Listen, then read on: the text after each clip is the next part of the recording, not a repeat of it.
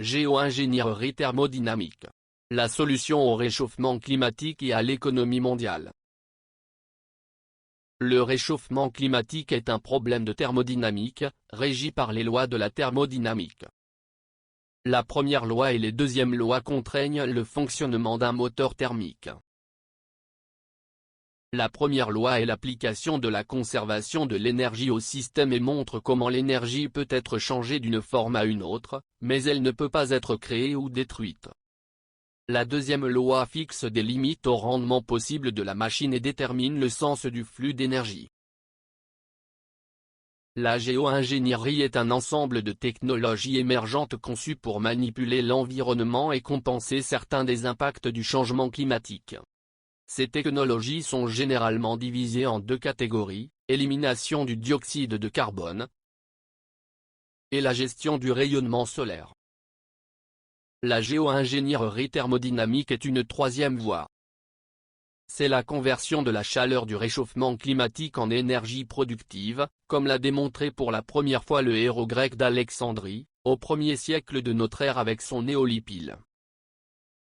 Au XIXe siècle, James Prescott Joule a découvert la relation entre la quantité de travail dépensé pour provoquer la libération de chaleur et la quantité de chaleur libérée par ce travail.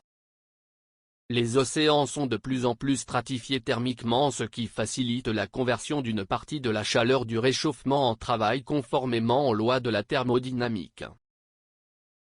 La conversion de l'énergie thermique des océans est le processus par lequel cela est accompli. C'est l'une des rares technologies d'énergie renouvelable non polluante capable de fournir une puissance de charge de base. C'est celui qui a le plus grand potentiel et peut doubler la production d'énergie fossile. Élimine le coût environnemental des activités commerciales associées aux combustibles fossiles, que le Fonds monétaire international a estimé à 5 900 milliards de dollars par an. Et l'énergie est-elle trop bon marché pour être mesurée parce qu'elle peut être produite à un coût inférieur au coût environnemental de la combustion de combustibles fossiles ? C'est le seul moyen d'extraire en toute sécurité la chaleur de l'océan en la convertissant en travail dont 10 milliards de personnes auront besoin d'ici 2050.